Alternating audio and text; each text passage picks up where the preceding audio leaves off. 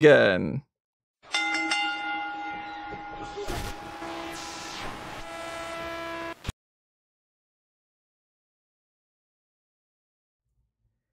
What is up, wrestling fans? Welcome to take 2 of the Pay-Per-Viewpoint here for the Fastlane post-show.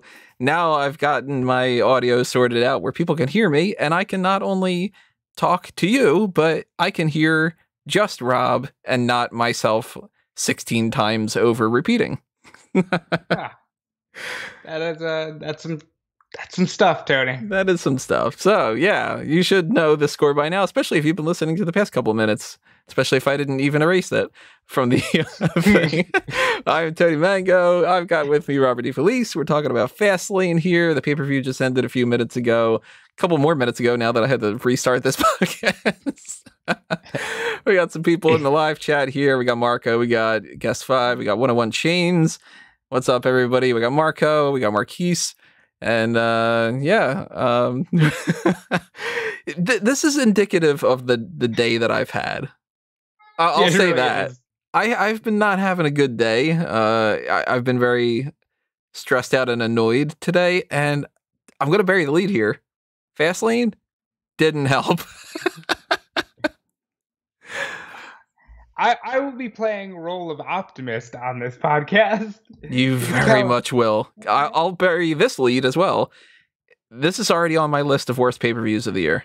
How could that possibly be? Because I didn't like almost anything about it, and the things that I wrote down as highlights were basically me saying, well, compared to everything else, this was a highlight, but on a normal show, this isn't good enough. Well, look, I think what was supposed Marquis says Tony's pissed. This is going to be a great fucking show, boys. Listen, I think what was supposed to hit. There are going to be some things that I get salty about because they should have happened last month at Elimination Chamber. Mm-hmm. But we'll get there. I'll bury this lead. I loved the ending. I think the ending was done very well. I thought the ending was good enough. Well, we're going to severely disagree there.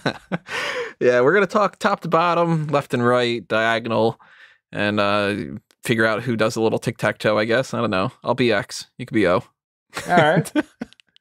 Top right corner. Somebody's going to figure out some kind of mathematical formula that'll go with the podcast, and it'll be like, technically speaking, Callum won or something. Yeah, well, Callum won because he's not here, because he's sleeping right now. That's how Callum won. Well, I want to know what everybody else has to say. So if you're in the live chat, chat it up. If you're listening to us afterward, drop a comment below on YouTube and tell us whether you agree or you disagree with Rob or myself. I want to know what you have to say because, yeah, I'm going to be playing the part of pessimist here and cynic. And if Rob's going to be more on the optimistic glass half full side of things, I want to see if people are on which side of the spectrum, if they're in the middle range, the gray area, or I don't know. Maybe you're on one extreme or the other. We're going to talk about the kickoff, starting things off, because that's the kickoff. That's kind of the point. We saw that Kayla Braxton replaced Charlie Caruso. Not another good sign for her.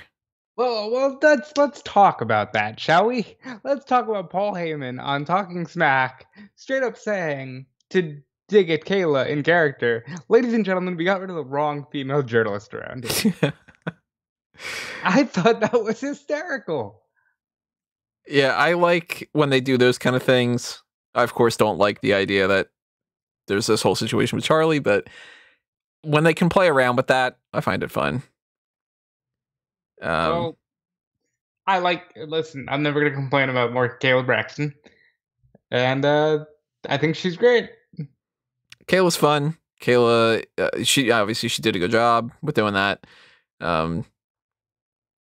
Yeah, me saying that like a negative about not having Charlie there isn't a negative towards Kayla. It's just a more, I like Charlie from what I know at the very least. And I was like, all right, well, that's a good sign that she's probably gone, We also got on the kickoff this whole thing with Braun Strowman and Shane McMahon. All right. So I just said I was going to play the part of optimist, but this I will say pissed me off. We knew on Wednesday that they weren't advertising this match. They had the balls to advertise this match on SmackDown, even though they had stopped advertising it on the website, only to go, hey, it's not happening. Shane McMahon got injured. Yeah, I don't like when those kind of things happen because this is a planned switch up that, I mean, we're going back and forth. I mean, between a Bleacher Report article and the podcast and everything, we're all going like, are they doing the match or are they not? Because it's not on the website, but they're advertising it on TV. So already your wires are crossed. And that's not a matter of wanting to like play it up to the audience a little bit, you know, because there's no positive to not having it up on the website.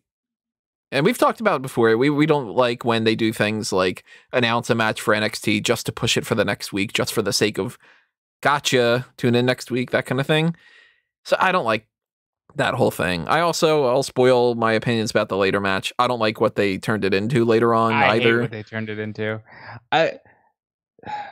Well, let's be real. And this will be a theme for the next, probably longer than the next 3 weeks, but at least the next 3 weeks of podcasts, you're going to hear us say over and over, or at least me, they don't care about anything because there's people in the audience, and most of these matches will rely heavily on when the bell rings, nobody's going to care. Yeah, unfortunately, piping in the this is awesome chance doesn't work quite the same. Oh, no, we're going to talk about that. We'll wait till we get to that. So it figures that was going to be something happening, and they did the whole idea of this bait and switch of, you know, well, we'll let you know later on what happens. And I'm sitting there going, all right, well, they pulled the match. They said it was happening. Then they said it was maybe happening, and now they're going to pull it. And later on they did. But before we did that, we went into the rematch for the United States title match, which I mentioned before in the predictions podcast that I was not into because, as a general rule of thumb, once you've done a match, unless you upgrade it in some fashion or it was so good that I really want to see it pop up again, rematches are always going to be a negative for me. Even with the end result here, because this has a pretty big end result. Like, they split up Retribution. Let's cut to the end here.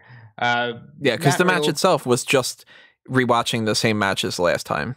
Matt Riddle beat him with a middle rope bro Derek, which is a dumb move. And Matt Riddle won. And Ali starts yelling at his dudes like, this is your fault, and I'm mad at you. And Reckoning is the first to walk away. Then Slapjack walks away. And then Mace and T-Bar don't walk away, but they give him the high justice, making it seem like I guess they're going to stick together.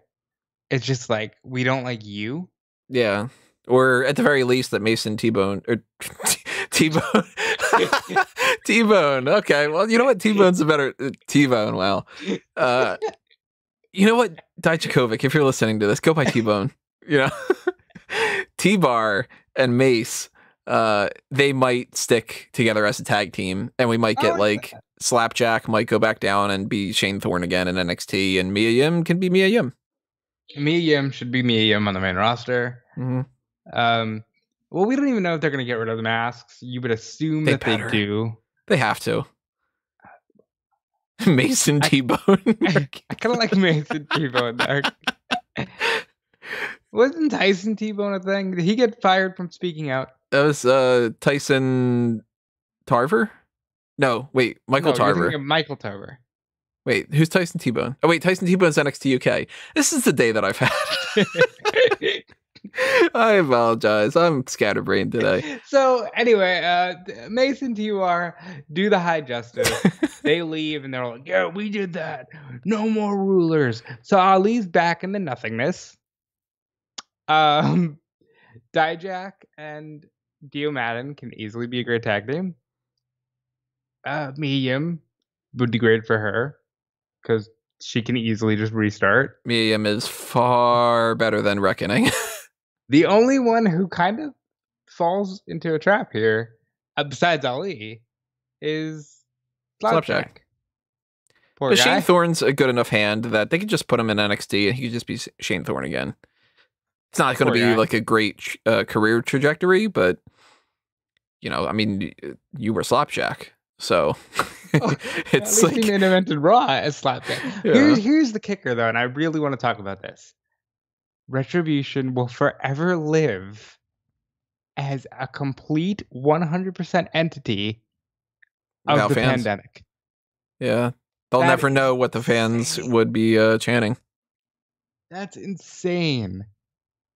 Because there's always a chance that Drew McIntyre wins that title back and we can get at least some indication of what he would do as champion, and the same for a couple of the other things that have happened here and there. But yeah, Retribution, I would assume, would have not gotten the best reactions in the world. Let's be real. If the pandemic never happened, we would never gotten a Retribution. Right. But I do think it sucks that it's officially just this weird entity of this weird time of no fans and social injustice that like bled its way in a weird way onto WWE TV. And I don't know. I just feel weird about it. Shout out also to a couple other people in the chat. We got Bodine, we got Michael Patrick, we got Joshua Reyes, and some of the comments here. Marquis says, Shane is a goddamn dumbass. Kill this feud with fire. Michael Patrick says, are we really surprised, though? I knew they wouldn't do the match for the Shane and Strowman match. We'll get to that a little bit later on, too. And the Mason Tebow thing, that's still making me laugh. Do you chant laughter? Just like, laughter, like that kind of laughter. You get Leah Rush to chant that, right? Laughter. And Michael says, Retribution is the love child of the Shield and the Oddities. Fans in attendance would have destroyed them. Yeah, probably. Although that would have been fun, But like, if they could have capitalized on what people, because people were feeling Ali. When Ali turned, they were like, all right, this is cool. If we can get something here, and God bless this man, tried so hard to get over this narrative of like, I changed their names because, people have made fun of me for my name my whole life, and I want them to feel my pain. He tried, and it just wasn't meant to be. You know what maybe would have gotten that whole people made fun of me and criticized me and everything for my name thing? If they would have brought somebody in that was named like Gertie. One of those kind of names where it's like, oh man, you named your kid that? So I ultimately feel like this is one of those scenarios where this didn't need to happen, because the match itself takes up however long it was, I don't know, 10 minutes or something, and it leads to Retribution disbanding, which I just think to myself, why couldn't that have happened on Raw? And then I go, well, because if it's a bigger deal on the pay-per-view, then why did the match happen on Raw? It could have all happened here. And that's what I hate about the way that a lot of things are booked these days, is I don't think there's enough to get as much as they're stretching things out to get out of. Like, you can feed a family of 4 with 1 pizza, but only if everybody only eats 2 slices. And if you're the type of person who likes to eat 3, suddenly you're still a little hungry. I kind of want pizza now, but I get what you're saying. Yeah, I kind of want pizza too. It's got to turn into snack talk again. So the Retribution thing, I'm glad that Retribution is no longer, or seemingly no longer, going to be a thing, but it's not something I can praise, because first off, Retribution was awful. So getting rid of something that's awful is only a good thing, in the sense that it's not continuing to be a bad thing. It officially took the place of the Nexus as like the worst booked faction ever, because the Nexus was at least in the main event of pay-per-views. The Nexus was legitimately, like, the back end of 2010, a huge storyline. This started out in the main event of things, and then it just died. And then when you get into the whole idea of that we already saw this and everything, then I can't say that it's turned things around and made me super happy about it. It was more so I could have just watched that on Raw, skip it. And that's what I feel about a lot of this. My overall takeaway for Fastlane was it didn't need to happen. And I feel like I wasted 3 hours or 4 hours or whatever of my time. I understand that take. I do. But I just don't get why people are choosing this Fastlane. Even though I'm sure you've said this in years prior, but it really feels like this year so many people are saying, well, this show, it just doesn't need to happen. And it's like, yeah, but there's always one final pay-per-view before WrestleMania. And this year, it had to be this because you can't go to Saudi. You can't, you know what I mean? Like, you can't do that stuff. So they had to have one final show. It should have And just been Chamber, though. Because, like, yeah, our next match, the first match of the card, was a rematch from Elimination Chamber, the Women's Tag Team Championship match. The last match, what happened? They retained the titles because the two challengers, Sasha Banks and Bianca Belair, just weren't able to get the job done because they weren't working that well as a team. And then in this one, they have a generic match, and then they lose because they can't get the job done and work as a team. So it's the same thing, except for there's a slap at the end. This one was more definitive. This one was a lot more like Sasha getting in Bianca's face saying, I don't need you here. Whereas the last one, they were at least trying to be a team, and there was the weird element of Reginald. And this time it seemed like, no, they just cannot get along, and they're ready to fight at WrestleMania. And there was still a weird element of Reginald, but it was less prevalent than last month. Still, though, this should have been the match they had last month. Right. And you could have just done anything. And I still say, you've heard me say it on every podcast that I've been on, from the Paul Heyman SmackDown podcast to WrestleZone to Fightful. Just fucking book them. Training. That's all you need. Training montages. Dude, you're overcomplicating this. I at least like the slap, especially because you can hear them verbally interacting, and Bianca goes, oh, no, you're not going to do me like that. Bam. And I really thought Bianca was going to lay her out. I was like, there's no way Bianca's going to let her walk. She let her walk, which I was a little surprised. But at least this match, they're fully enemies now. Sasha's a heel, Bianca's a face. I said it before, I'll say it again. This one in particular really doesn't matter because the bell's going to ring on April 10th in what should be the headliner. And the people are just going to chant, this is awesome, because they're having the match. Still not something I can praise. Absolutely not. I'm not saying that you should. Yeah. So, and if hopefully, of course, every match at WrestleMania is a banger. And considering how talented Sasha Banks and Bianca Belair are, I'm expecting that to be a really good match. But if that's the best match that's ever happened in the entire history of pro wrestling, I'm still going to look back on this feud and go, yeah, but the feud was bad. Yeah, but nobody else is. Everybody should, though. That's what everything should be the case. I'm realizing people have very short attention spans for this stuff. Their philosophy really has become, well, if you just put the match and you book the match, that means you did it right.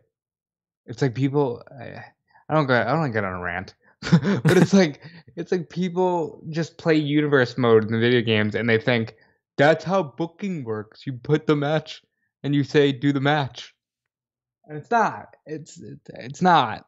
You just need to tell the proper story, and the story exists between these two women.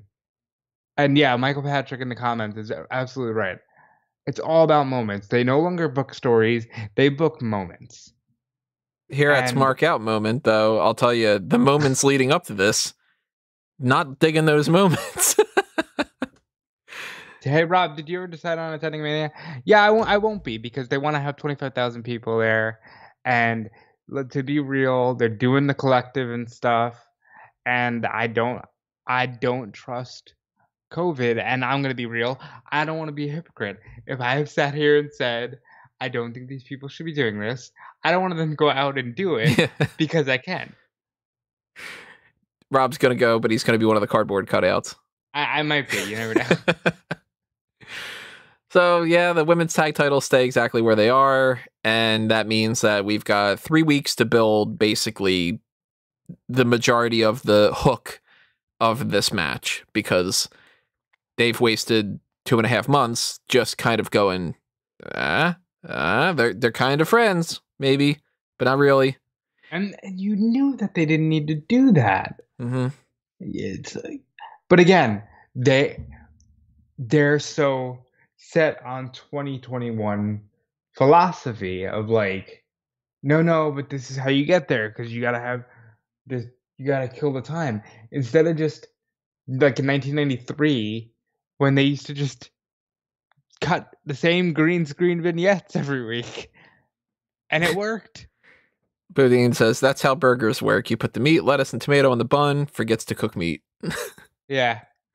Yeah, that's,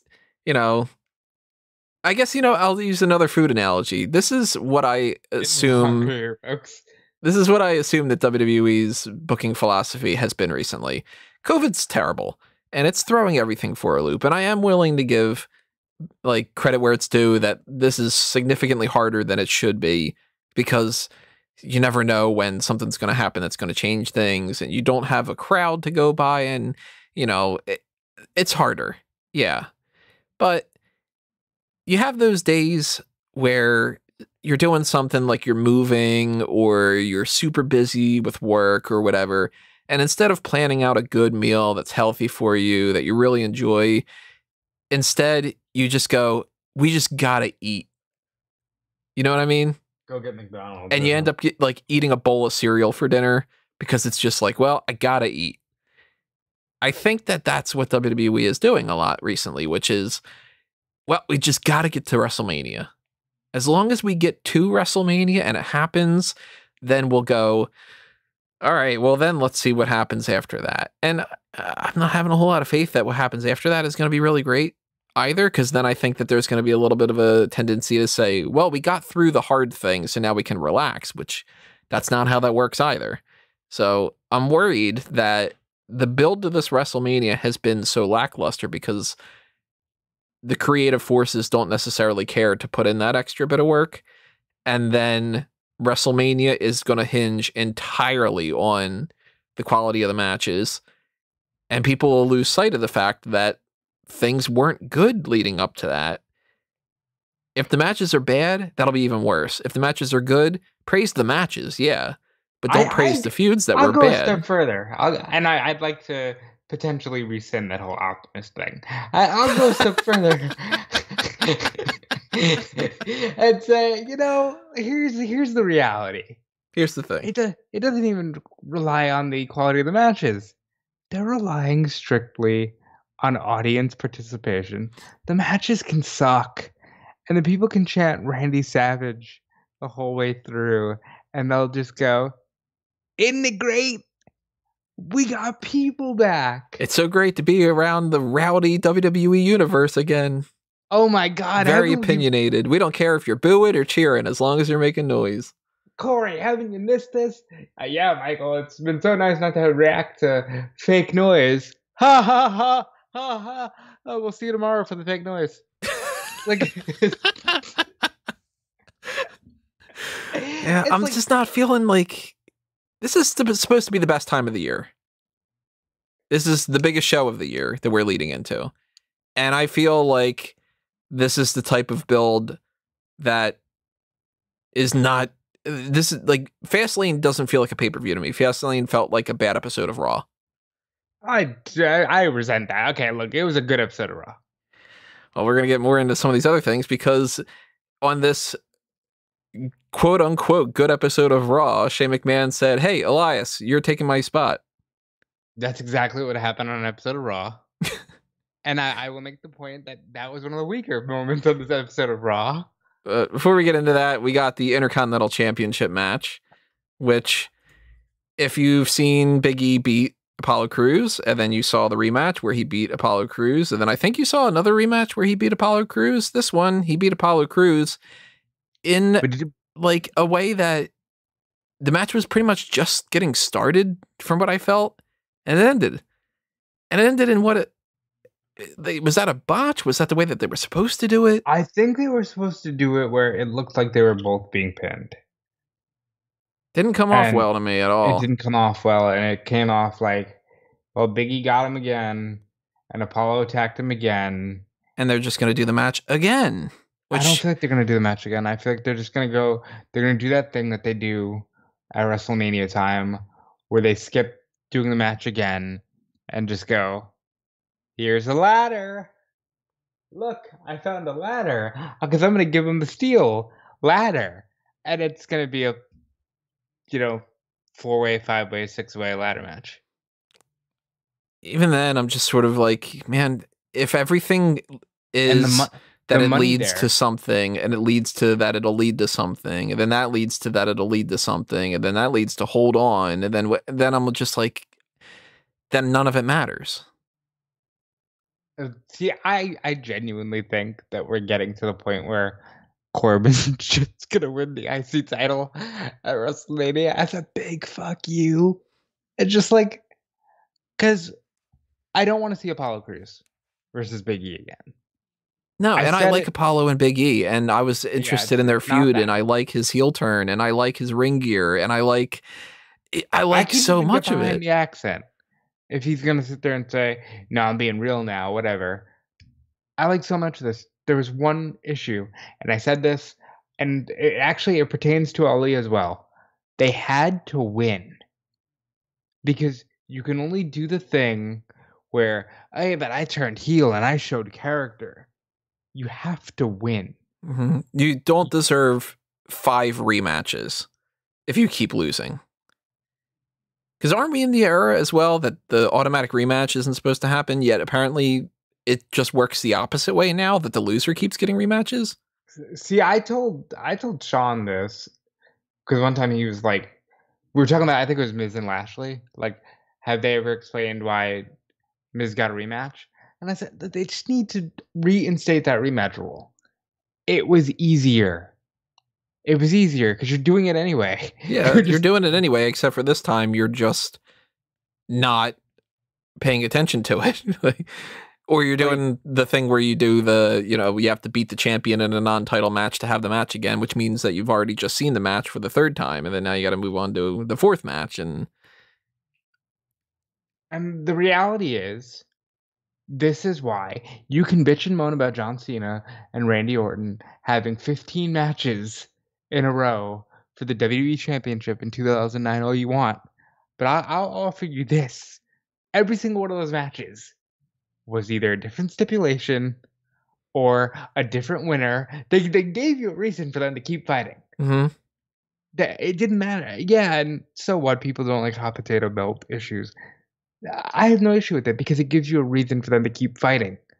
If you're going to keep doing the match anyway, there's no point. Just flip-flop the belt. Yeah. And Apollo needed to win here. The fact that he lost again just means he's a loser, but now he's a bad guy with an accent. Yeah, and like I said, I don't want to see another one. And it's not a dig at Apollo, and it's not a dig at Big E. It's just, I can't keep watching the same thing and care. And unless you're going to give me a reason to care. And if the reason to care is, but he's angrier, come on, you can do better than that. And if they do a thing where he just wins on SmackDown on Friday, I'm going to be real mad. Yeah, because if they do that, you could have just done that here. It's serving the purpose again of saying that the pay-per-views don't matter. And if the pay-per-views don't matter and the TV just builds up to the pay-per-views, then none of it matters. That's just how logic works, you know? So I felt like the match was just getting started and I was starting to get into it. And then it ended with this weird pinfall. And I'm like, crap, not only did the match end before I thought that it was supposed to, but it was a bad finish. And that means that you're just going to repeat it again. And like that all 3 aspects I don't like. So I know that like this isn't the worst thing that, like, you know, it's not the worst thing in the history of pay-per-views or anything. I'm not saying that it is, but it's another negative on this pay-per-view that makes me go, why did I watch this? Right. And it is hard to stretch this because where do you go? Apollo fights Big E on SmackDown, and then what? Oh, Apollo wins, and now he's got to defend it in a ladder match. I don't know, man. Worst case scenario, you know what it is?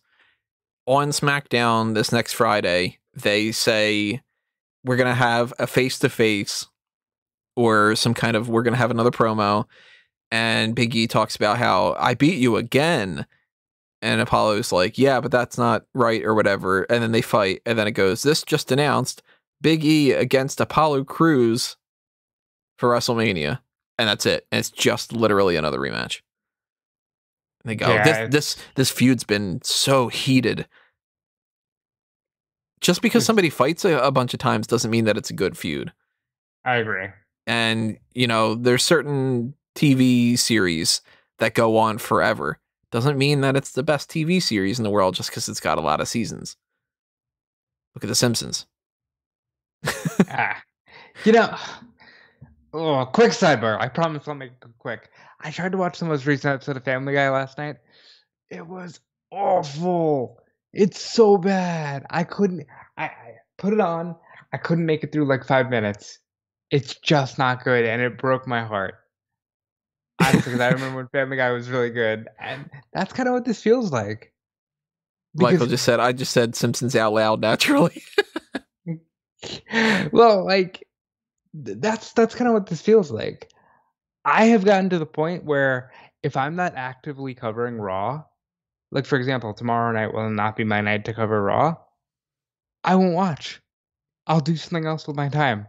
And even like 2 years ago, I would have never, ever actively skipped Monday Night Raw. But it's just gotten to the point where it doesn't feel like it's worth our time. And that's unfortunate. I said it on, might have been the Pay-Per-Viewpoint predictions for this one. It might have been hot tags or something. I don't like the idea that you're better off enjoying Raw by not watching Raw and by watching the clips. Because that's not how you should do that. A 3-hour show shouldn't be better if you only watch 8 minutes worth of tweets. So Yeah, I will move on to one of the things that I actually did like about this pay-per-view event, which is that Rick Boogs is around. Now, he's not Rick Boogs. He's Joseph Average. And he's selling some Old Spice. And he inadvertently ended up winning the 24/7 championship and then immediately losing it back to R-Truth. Now, the positive here isn't that it's a commercial for Old Spice. I almost said Allspice. It's a different story. The positive is, hey, Rick Boogs. Haven't seen that guy in a long time. I like Rick Boogs. I like him. And the fact that he popped up again means that he hasn't been completely forgotten. So that's good. You know, it's like, okay, good. Rick Boogs is still around. And he gets a 24/7 title reign, technically. Although under the name Joseph Average. And good for him. I have to remember to add Joseph Average to my list of people that are extra characters throughout the year. I don't know if he's going to end up being the best of the year or not, but like he says, what, Joseph Average? What the fuck kind of name is that? That's good. Actually, I kept pitching an idea for Curtis Axel to be the son of Mr. Perfect, Average Joe Hennig. That's so good. And like, I just don't know. I'm just the regular average Joe. It's at least mediocre. Yeah. Oh. Average Joe. Like that. Yeah, that would have been great. See, you know what? Better. That joke's better than 90% of the Fastlane card. Yeah. Then we had the Braun Strowman versus Elias match. It was a generic match that you would totally skip over if it was on Monday Night Raw. It doesn't matter at all, and nothing happened. Shane didn't do anything afterward, and Strowman didn't get involved in anything. It was a complete waste of time. Yeah, I hated it. Because you knew damn well that you weren't going to do this match at Fastlane. We even said we're not going to do the match at Fastlane. What the hell? It's just one of the many, many flaws of this. And if this was the one thing, then it still wouldn't be good. It'd still be a flaw. You strive for perfection. You don't expect to achieve perfection, and you shouldn't be judged as awful if you're not perfect. But you strive for perfection, and you acknowledge that if you screw something up, it's a screw up, and you try to not do it again.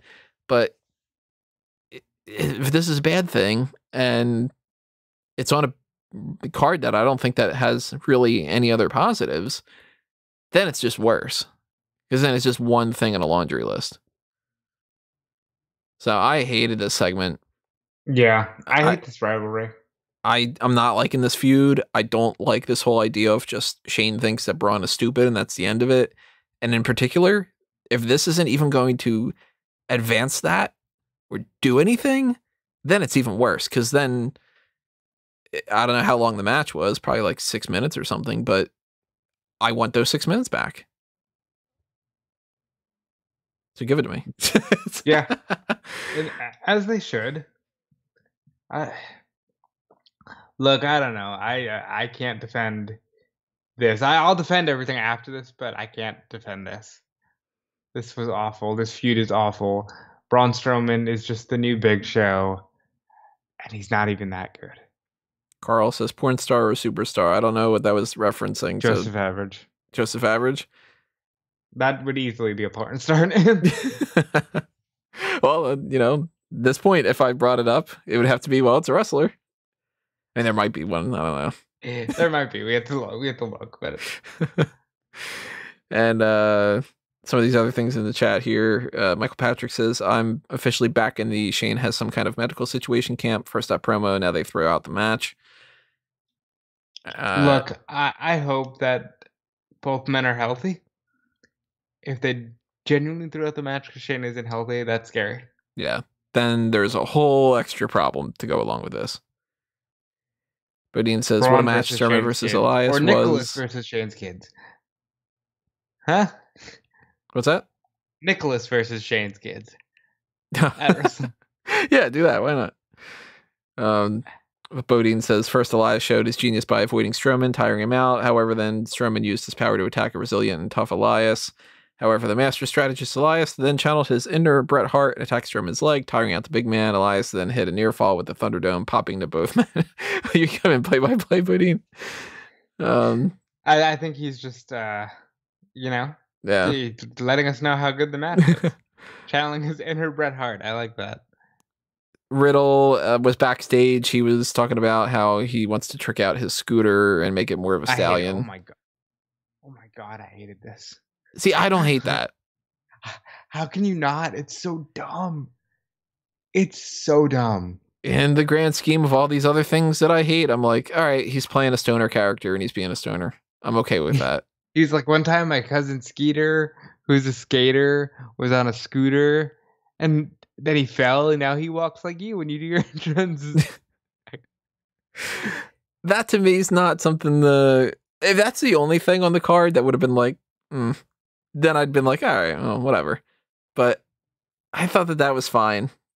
And given the choice between something like that 5 times over or the Braun Strowman and Elias match, and I like Braun Strowman and I like Elias too. It's not their fault when these things are booked the way that they are. It's the way that they're booked. So I didn't like that, but I did like the Seth Rollins and Shinsuke Nakamura match. That was one of the better matches of the night. I thought it did its job perfectly well. Rollins beats Nakamura the way that he should, and Nakamura didn't look bad. Rollins gets a win. Thumbs up. I love this. Specifically because when do you see people just win with their finish and that's it? Like, it wasn't like, oh, he kicked out of the curb. Nope. He won with the curb stomp, as he should, because he's going to WrestleMania. Nakamura doesn't look bad because this is one of the most featured spots he's been in a while.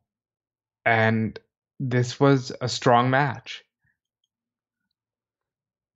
I wasn't as big on the no holds barred match as I was hoping that I would be.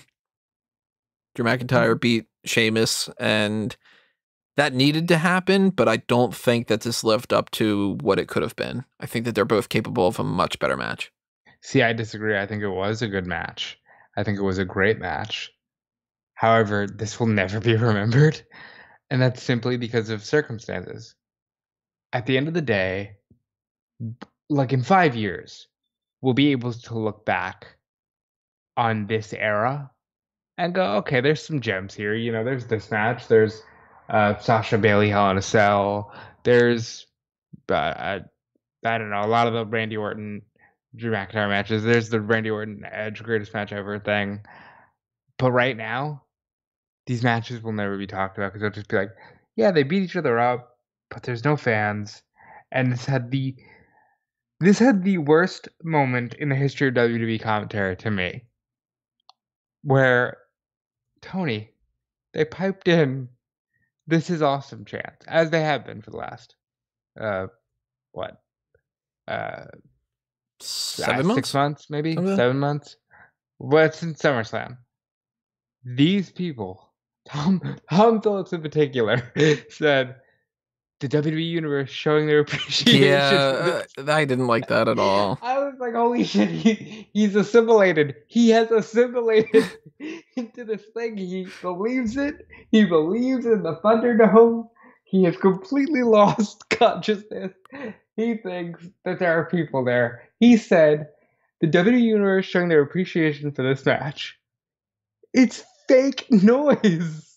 Maybe it's like the Peter Pan idea. Like, I do believe in fairies. If you believe enough that the Thunderdome is real, then real people will show up. I cannot believe that that was a real moment that really happened, Tony. I totally can believe that. How? Because it's just, who cares? That's a lot of the philosophy. It's just act like it's real. And if you don't go along with it, then that's the type of criticism that comes afterward of, well, you're just not having fun. You're not willing to suspend your disbelief, and you're a sourpuss, which I don't subscribe to. But, you know, it's the type of thing that bugs me with a lot of other things, where if you don't like something that's like a DC entity, people say, oh, you're just a Marvel fanboy and you only don't like it because of that. And it's like, it's not that black and white, where if you have suspension of disbelief, you have to suspend 100% of your disbelief and act like everything is absolutely 100% real. It doesn't work like that. There's levels. And right. I'm willing to, like, look, Undertaker is my second favorite wrestler of all time. I'm willing to pretend the dude's got superpowers. I'm willing to act like he could get buried alive and come back and be perfectly fine, or that he can be put in a casket by Yokozuna and float through the Titantron. I love like it's cool. I like it. But when you have the whole like, oh, the crowd in attendance is whatever, and we know that that's not the case, stop lying to me. Yeah, I'm not that stupid. I can be stupid enough to do some of the things that I said at the beginning of this podcast, where I'm saying Tyson T-Bone and mixing him up with Michael Tarver and T-Bar, but Michael T-Bar, yeah. Like, I wonder if it was a directive, or if the poor guy just legitimately heard the chant and out of instinct reacted like, hey, the fans are showing their appreciation. I think it was instinct. I don't think it was planned. I hope it wasn't a directive, because that's just terrible. I can forgive human error because that's what you would normally do. But if it was a directive, like, that's silly. Carl says WWE Universe is just a nickname for the sound crew. There's like 5 people running the soundboard just going, yay. So we did see a commercial for Mania where Corey Graves said, yeah, get out in the Tampa sun. That felt weird to me. to hear them like, okay, they weren't just advertising it as like, hey, it's Mania. It was like, hey, you get to go outside. Come on. Going Don't wanna go outside's outside? been allowed. Yeah, but they haven't been allowed to say it. It's just like, I don't know about any particular county ordinances or anything anywhere that are like, nope, can't go outside. It's just a matter of you can't, have big gatherings of people without wearing masks. And, Unless you live in Texas. it's not like we're vampires.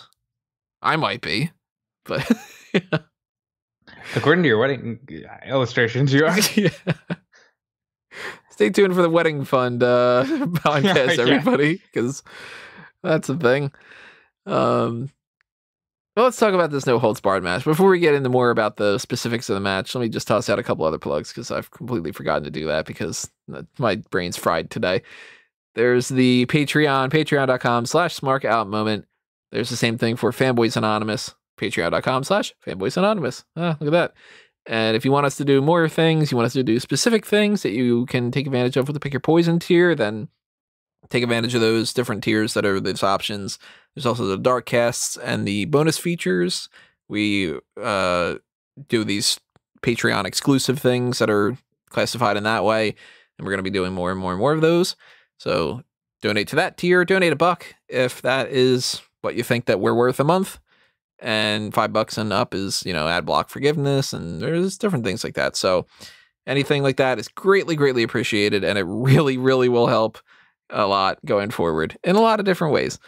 And there's also the applause button on YouTube. There's the join button, which is the same as the Patreon, just on the YouTube side of things. Like maybe you're not super trustworthy at Patreon. Maybe you want to keep things more on YouTube.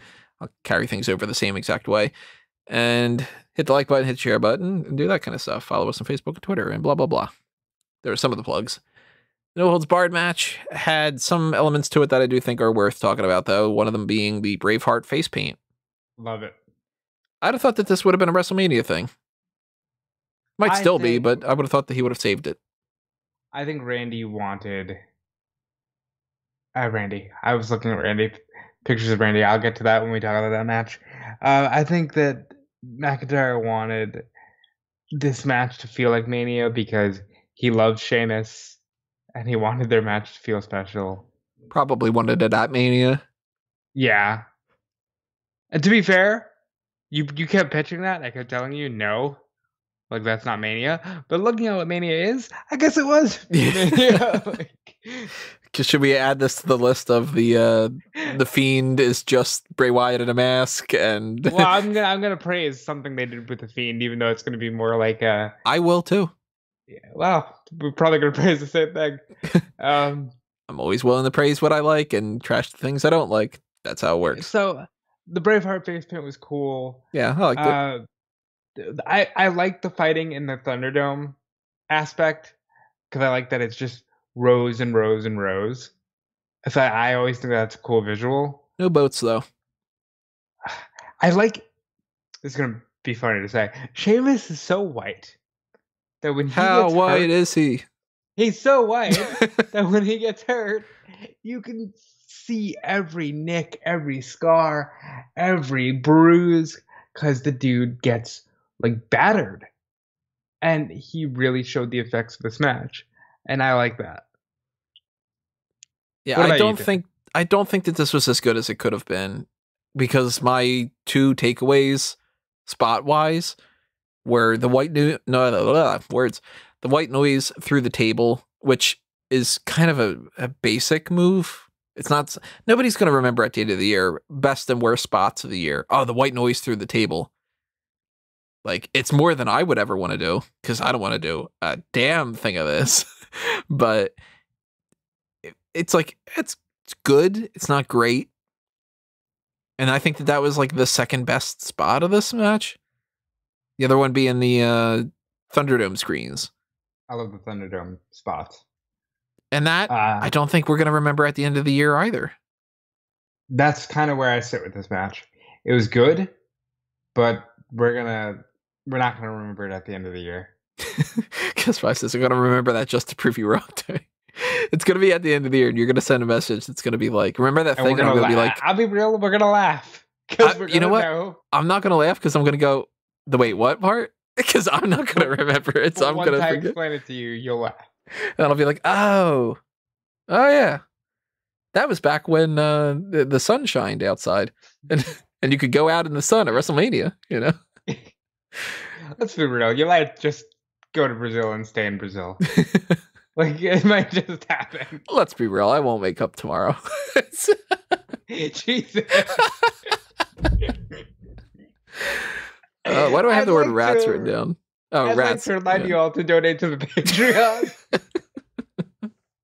It might be Tony's funeral fund. I don't know. That's okay. I'm a vampire. You know, we can just spring back up. Suplex on the concrete. Not ever going to do that. Ouch. And it seems like McIntyre might be injured. From what? Maybe from that, maybe from something else. But that whole part at the end where he was posing on the ropes and then struggling.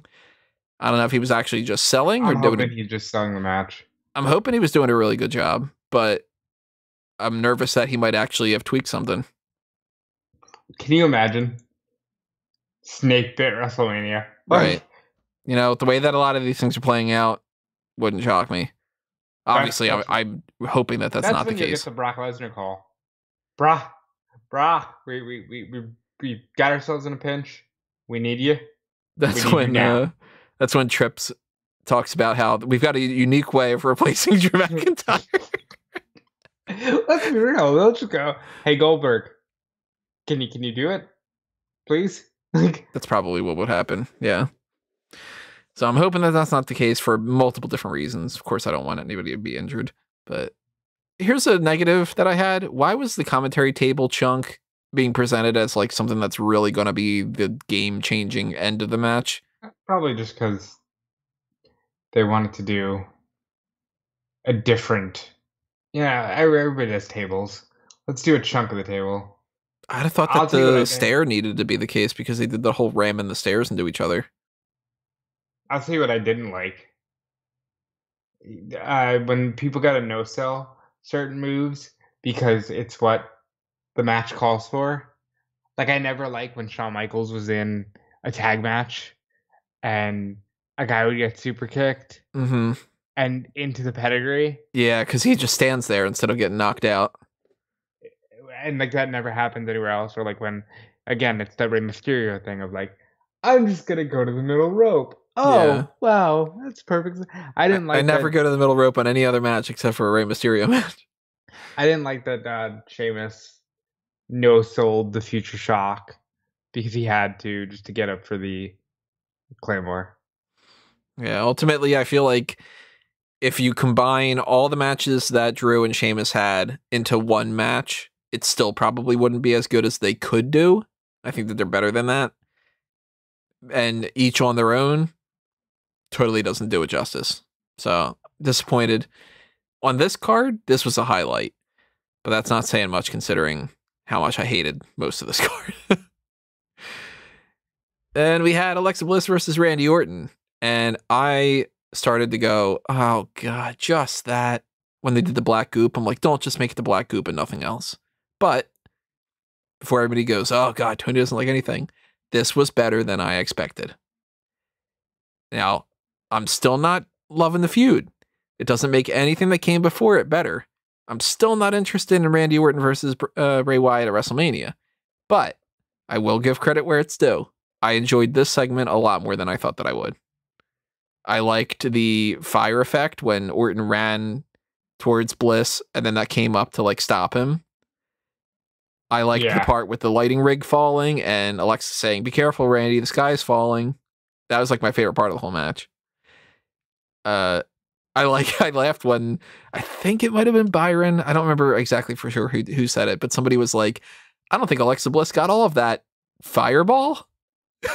Because it's such a phrase that you hear all the time of, oh, I don't think they got all of that kick, or I don't think they got the whole splash or whatever it might have been. They didn't get that whole punch. She didn't get all that fireball. Like, I thought that was funny. So I liked I this like more than I thought I would. I like Bliss selling the fireball. Like she's just full on Harley Quinn. I got him. I did it. I enjoyed it. Like, and this match really made me go, oh, they're gonna miss this. When this is all over, they're gonna miss the manipulation of the TV and effects, and because this came off perfect, or as perfect as you can do one of these things, because you can manipulate it. Yeah, I mean, the Thunderdome crowd doesn't necessarily know that they're not on the screen, and you could have Because recorded they're this just ahead of looking time. they're literally just looking at a feed of the pay-per-view. Right. And even if they do notice, that's where your suspension of disbelief comes in. We're just like, all right, well, I'm not going to pay attention to whether or not the guy in row 3 with the black hat on is still in the same spot during this match. No, that doesn't matter to me. Right. And I'm willing to believe in the fireballs, and I'm willing to believe in, like a lot of that. Like the Fiend, of course, makes his return because that was the whole point of this. We knew that was happening, and that's not bad either. Like for anybody who thinks I'm complaining about that, I might not love the Fiend, and I might not love this story, but this is the logical way it needed to go. So that's not bad. That's predictable. And I want to give them credit for this. And it's sad because it's such a basic thing that we shouldn't have to put over. But I like that the Fiend looks like somebody who's been sitting in a pit of fire. Yeah, I like the whole charred, burnt to a crisp, way overcooked than what I like my bacon type of look that he's got going on. And it looked perfect. Alexa Bliss pinned Randy Orton in a very suggestive manner. Yeah, that's been like one of the things I'm seeing people talking a lot about. Yeah, Randy's wife tweeted, Alexa, you might have just fucked up. And I thought that's great. Like, listen, it worked out well. I want to see the Firefly Funhouse match that Callum presented on the prediction show. I think that would be a lot of fun. And at this point, it's better than nothing. That's the worst type of thing, though. Yeah, I felt it as the words came out of my mouth. Like I am always the type of person that when somebody says to me, well, things could be worse, I go, well, that's just going to make me feel awful. Because not only does that mean that the thing isn't good, that you're just going like, well, it could be worse, but it also means it could get worse. And it's like, no, it's terrible. You don't enjoy things if you justify it by saying it could be worse. Like, I don't know. That's not where I strive to go. And this was better than I thought that it was going to be. This could have been worse. Yeah. After just saying that, that's the way that I look at this as being a highlight. Ultimately, at the end of the day, is it going to make me change my mind at all about any of the stuff that came before it and probably any of the stuff that's coming after? Nah. But you know what? I will say this. I was not feeling the rumored Bliss, Wyatt, Beth, Edge rivalry. Me neither. I prefer what they're all doing to that. I don't know if I do, to be honest. You're just saying that because you don't prefer Fiend and Wyatt. I mean Fiend and Randy. Because I don't think that the Edge and Roman stuff is so great that's like, oh man, but we would be losing that. I think the Bryan aspect has saved it to a degree. And I think that the wasting another Edge match on a cinematic match with Bray Wyatt, I have no doubt that even at this stage, Randy has more matches in him than Edge does. Yeah. Let's get Edge in as many legitimate matches as we can. Well, we ended up getting the Universal Championship match. Before we get into that, I'm going to plug another thing real quick. I mentioned before Fanboys Anonymous, and I've mentioned how I'm particularly salty, but One thing that you're not going to hear me being salty about is when we keep doing our Review to a Kill podcast, because as we've been going through the James Bond film franchise, that's just like a happy time. That's like my good fun time of the week, kind of. So if you are a fan of Bond and you want to check out the 007 series through our perspective, go ahead and check them out. The most recent episode that was uploaded was the Live and Let Die one. Or actually, I should say the most recent episode that was published, where you can check it out currently. But we've uploaded to... yeah, what does it matter to you? The Moonraker one is the most recent one that we recorded. Tomorrow we're going to do For Your Eyes Only. So stay tuned for those kind of things going forward on the Fanboys Anonymous channel. And the same thing when it comes to our Zack Snyder's Justice League review, because, spoiler alert, we did. I liked that. So that was good. As the days have gone by, I think I like it even more, just because I didn't expect to like it at all. And you know what else I like? The song Days Gone By. Yeah. Days Gone By and Still I think good song. So, yeah, check that out on fanboysanonymous.com. Give a little bit of love to the Blue Brand. That song is in my head now. Yeah, there you go. You're welcome. You know what song I had in my head yesterday for a good portion of the day? Is it View to a Kill? Take a Picture. By Filter? Do you want to take my picture? Yeah, by Filter. Yeah, had that stuck in my head. No idea why. Good song, though. And copyright strike. This is why we need the All Talk Show. This is one of the many reasons why we need the All Talk Show, which could very well become Therapy Hour. Let's talk about that Universal Championship match, because we were just talking about Edge, and because that match was the next match on the card, and the last match on the card. It was the main event. So I was hoping that this would be a really good match. I do think that it was a really good match. Daniel Bryan against Roman Reigns. Roman Reigns retains. And I liked that they were telling the story throughout the match where Bryan was the quicker and more technically skilled wrestler between the two, whereas Roman Reigns has more of the power game, and sometimes he was kind of locking himself into more of a submission mode, even though Daniel Bryan's more of a submission specialist. But I liked that dynamic. I liked how often it seemed like Daniel Bryan was really working his way towards a potential win. Never once, of course, thought that he was actually going to win it, but you're making me believe that, and that's what's important. So I like this match quite a bit. This was a really good match and a really good example of the storytelling elements that you pick up along the way when you have been a main eventer in WWE for a long time. Edge, Roman Reigns, and Daniel Bryan are three of some of the only guys left, maybe Randy, and maybe nobody else, who can legitimately say they've been in there with Taker. Roman got in there with a bad Taker, but he's been in there with Taker.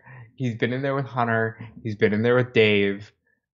Bryan has been in there with all those guys and John. Edge was in there with all those guys when they were still full-time.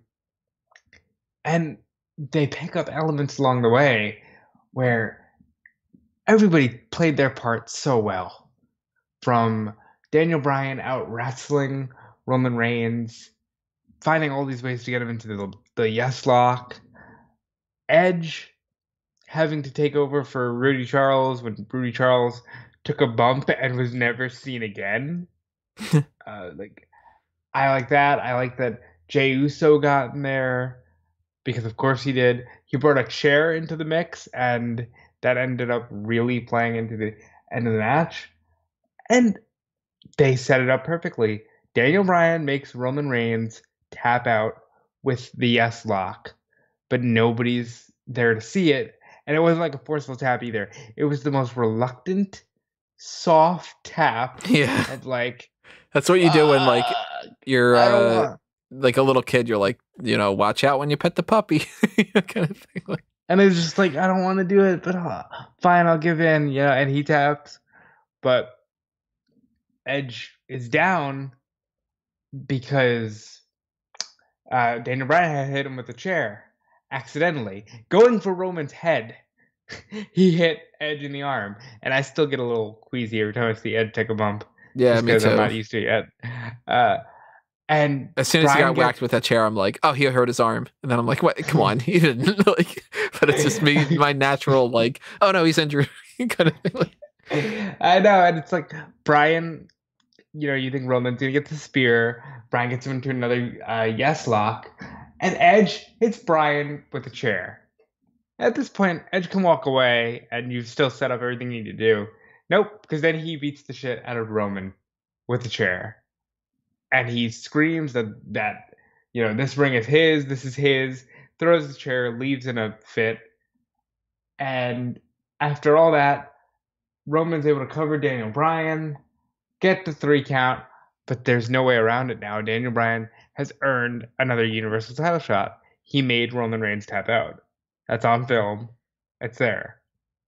Yeah, I'm curious where they go here. I'm starting to go more into the camp that you guys were saying about that you think it might be a triple threat. But here's the fun thing: it doesn't have to be, because WrestleMania is a 2-night event. You're thinking that they're going one night. It's like Edge and Roman, and Bryan gets the winner, or it's Bryan and Roman one night, and Edge gets the winner. Easily be either of the 3. If Edge wants to do 2 matches, it could easily be Edge and Bryan, and then Edge and Roman. If they want to do, hey, here's a swerve, here's, Bryan and Roman, Bryan wins, and then Edge and Bryan, yeah, there's ways to do this now, and it's at least more unique than, well, they're doing Edge and Roman, and it's going to main event night 2, and Roman will win because he can't lose. I'm interested. Exciting. Yeah, none of this is. There's not a single thing on this card that I would have booked. Right. And nothing on the road to this WrestleMania is how I would have done it. But I go into every show hoping that it's the best show. And I'm going to go into WrestleMania hoping it's the best. I'm not going to expect that to be the case, but I'm going to hope. And when they do a thing like this, where I'm a huge fan of Daniel Bryan, big fan of Roman Reigns, big fan of Edge, when you put people that I like in a scenario, I'm going to have more faith in it. And sometimes it's blind faith, and sometimes that works out really well. And, Shawn Michaels, for the most part, he hasn't had a bad match. Then Crown Jewel happens. It's not always a foolproof kind of thing. Yeah, you can forgive Crown Jewel. I don't know if I can. We can all forgive Crown Jewel. Yeah, listen. Look, Crown Jewel would not have happened if Undertaker would have beaten Brock Lesnar at WrestleMania. I'm just saying. Oh, well, that's clear. So we're still in the worst timeline, and I'm pretty sure that everybody has beards because of that. It's still very clear that Shawn Michaels was the best worker in that match. Yeah, well, I mean, when you got Kane's losing his head and stuff. Quite literally. I'm interested to see where they go with this. So at the end of the day, when it comes to Fastlane, the main event did its job, and the Rollins and Nakamura match, I thought that's not the type of thing that I think you should really book on your go-to last show pay-per-view that's going to start off Peacock at WrestleMania season. But the Rollins and Nakamura match was good, and it furthered the Cesaro thing, so that's a positive. And I liked the Bliss and Orton thing more than I thought that I would. It's still a C- in a sea of a bunch of D segments in my mind, but it's more of a thumbs up than I thought that I would give it. And then there's, of course, just a lot of it didn't need to be on this card. And I really feel like this should have just been half of what Elimination Chamber was. And you could have cut out half of the Elimination Chamber too. Yeah, I mean, at this point, it's funny, but The Miz feels like 5 years ago to me, mentally. Yeah. That's amazing. The mind is amazing. What is the mind? No matter. What does matter? Never mind.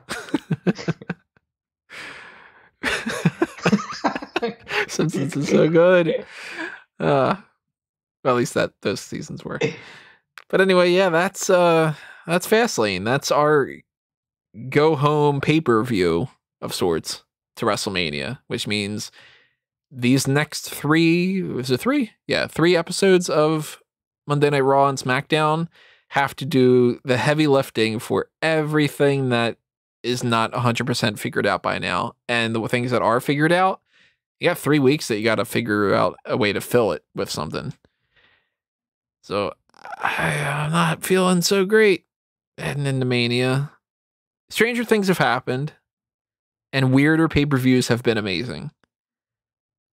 But I really don't want to look back on this and go, that's the trajectory it was heading. They released Andrade. Did that just like officially happen? That just happened 44 seconds ago. Huh. All right, well, there you go. It's a impromptu hot tag. Was that announced on WWE.com or was that announced on Twitter? Probably Twitter. Twitter, of course, Twitter. It's always Twitter. Of course, it's Twitter. Ah, God. It's never tout, man. Tout. Let it all out. All right, well, Andrade will be added into my list of people who are no longer on the roster anymore, and we will, I guess, probably talk about that a little bit more when it gets to the hot tags or something. We already talked about the idea that he was gone, so maybe there's not that much. Unless like some kind of a story comes out about it. But they did the right thing. If he wanted out, then let him go. Yeah. What's that phrase about? Like, if you love something, let it go. If you love something, let it go, and if it's meant to be, they will come back to you. Turns into a butterfly and something. What the hell are they playing at? Guess 5 says. About with the Andrade thing? Yeah, well, I think what they're playing at is it's not wise to just let somebody in your camp sit there and be miserable, especially when they're engaged to your top female superstar. Still curious about that poster. Just saying. The plot thickens. Does thicken, doesn't it? So, yeah, that's the Fastlane recap. I don't think that there's anything else that's going on. But if there is, of course, we will factor that into the rest of our stuff leading into the next few weeks. We're going to know more information about WrestleMania by tomorrow night, or at least we should, because on Monday Night Raw, eventually you're going to get to the point where you're going to have to start announcing the rest of the matches, because we can't have two pay-per-views. They'll just do what they did last week and just announce things randomly. Yeah, I'm not looking forward to that. I want to know my card at least, 2 weeks before Mania. I think that's not too much to ask for. I would like to as well. Any other thoughts you think of that we can wrap this up with? Yeah, let's see. Same for everybody in the chat too. I'm glad that Andrade got what he wanted. I'm glad that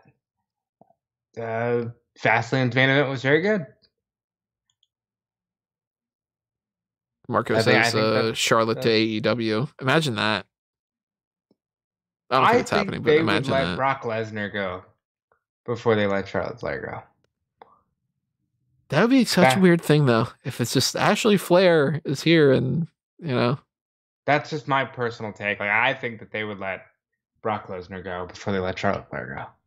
I think that they'd let NXT go before they'd let Charlotte go. I think they would let every single NXT superstar go before they let Charlotte Flair go. Alrighty, I did some of my plugs already. Some of the other things you guys should already know by now. The merchandise shops, TeePublic and Redbubble, for instance. There's also the fact that we'll eventually have some other wrestling-related content on the Road to WrestleMania side of things for these next few weeks, like the Hall of Fame discussion. We're going to do a Wrestling with the Past for the Hall of Fame, leading up to that, probably the week before WrestleMania. I think that's where we're kind of looking at right now. We might do an edition of Hall of Lame. Might have another entry in the Smark Out Moment Hall of Fame.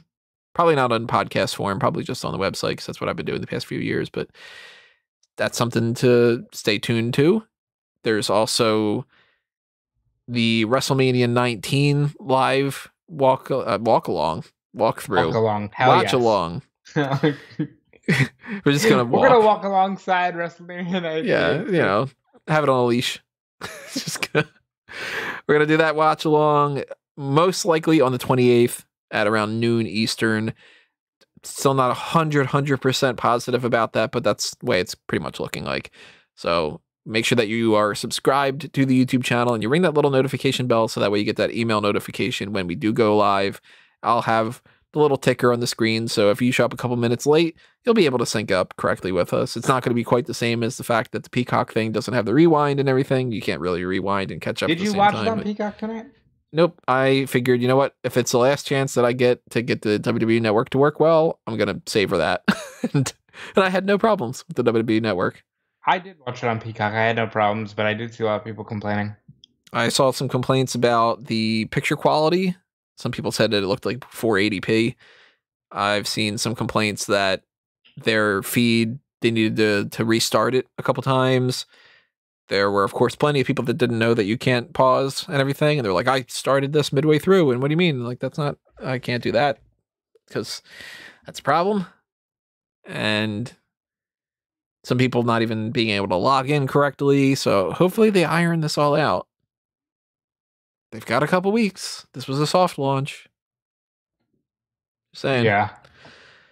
So that's happening. Lots of other things are happening. And things are happening on Rob's side of things as well.